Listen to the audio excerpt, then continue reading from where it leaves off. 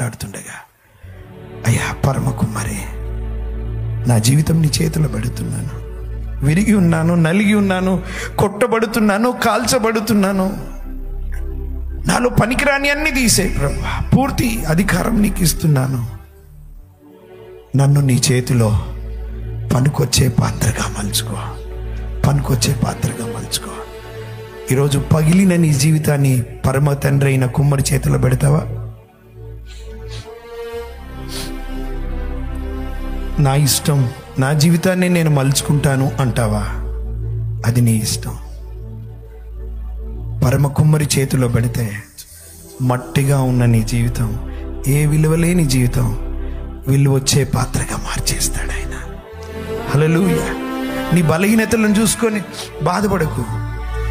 అబ్రహాము ముసలివాడే, దేవుడు వాడుకున్నాడు.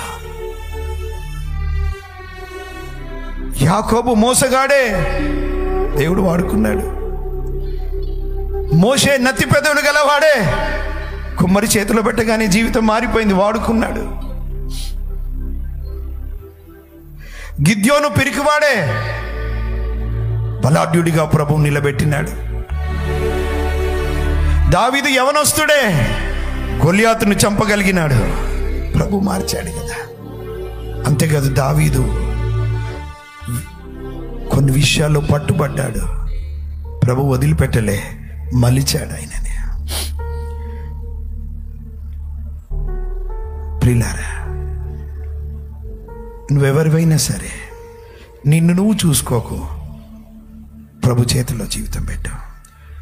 ఆమోసు మేడి పనులు ఏరుకునేవాడే, ప్రవక్తగా నిలబెట్టాడు. యోనా పారిపోతున్నవాడే, ప్రభు నిలబెట్టి వాడుకున్నాడండి. దానియేలు, హజరియా, అనన్య, మిషాయేలు అగ్నిగుండంలో వేయబడినటువంటి వారే ప్రభు మహిమ తెచ్చుకున్నాడు.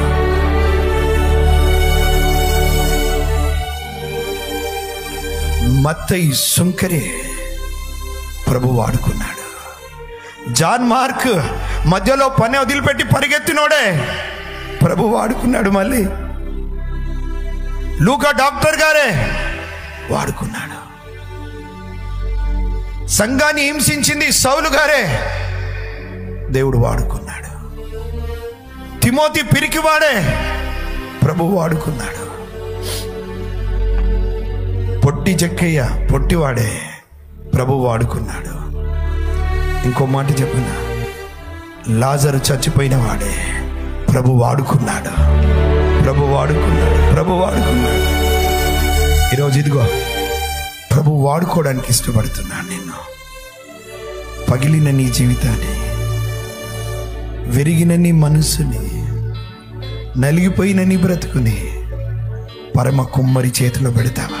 ఇలా ఎన్నోసార్లు నా జీవితంలో ఆ కుమ్మరితో అన్నాను, నాకు ఈ పరిచర్య ఇష్టం లేదు, నాతో కాదు. అంతేకాదు, ఎన్నోసార్లు ఆయన చిత్తానికి వ్యతిరేకంగా వెళ్ళిన సందర్భాలు ఉన్నాయి.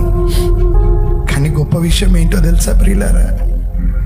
ఆయన విడిచిపెట్టలేడు ప్రియులారా, విడిచిపెట్టలేడు. విడిచిపెట్టలే, త్రోసివేయలే, ఇది పనికిరాని ముద్దరా అని అటు పారేలే. ప్రభు పట్టుకున్నాడు. గనుకనే ఈ రోజు నిలబడ్డావు. ఒకవేళ ఆయనే తప్పిదంలో లెక్క పెడితే ఎక్కడ నిలిచిండే వాళ్ళం?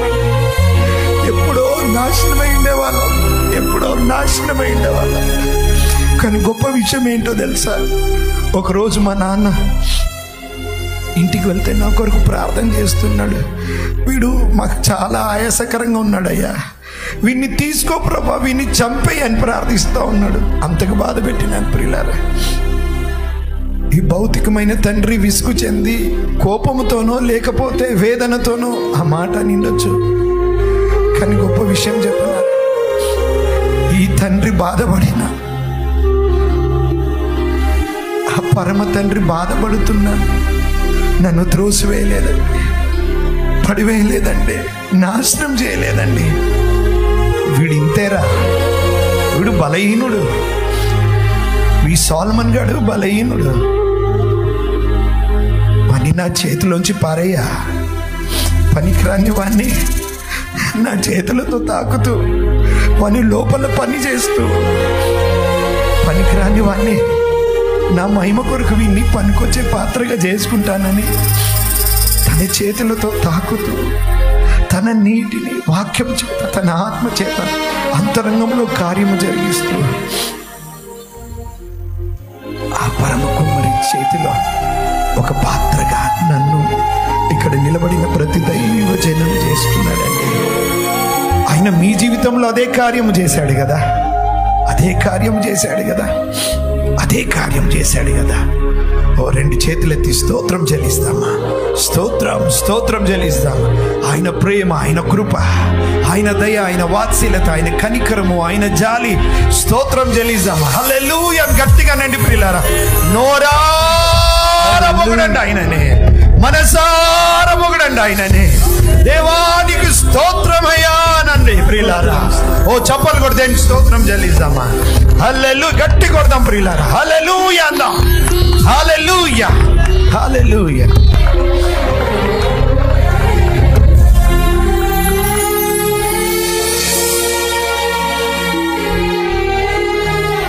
ప్రియమైన యవన బిడ్డ, యవనస్తుడా, ఈ మధ్యాహ్నం దేవుడు నిన్ను దర్శించినటువంటి సమయం, నా తండ్రి నీతో మాట్లాడినటువంటి సమయం.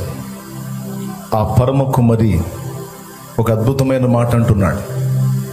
ఎన్నోసార్లు నా చేతిలో నీవు విడిపోయినట్లుగా ప్రవర్తించినప్పటికీ, ఎన్నోసార్లు నీవు నన్ను విసిగించే క్రియలు చేసినప్పటికీ నీకు తెలుసా, నేను ఇంకా నిన్ను విడిచిపెట్టలేదు, త్రోసివేయలేదు. నిన్ను నా చేతుల్లోనే నేను కలిగి ఉన్నాను. ఇకనైనా నీ జీవితాన్ని నాకు అప్పగించుకున్నట్లయితే నిన్ను అందమైన పాత్రగా, ఆశీర్వాదకరమైన పాత్రగా, అనేకులు చూసి మెచ్చుకునే పాత్రగా నేను నిన్ను తీర్చిదిద్దాలని అనుకుంటున్నాను అని నా ప్రభు మాట్లాడుతున్నాడు.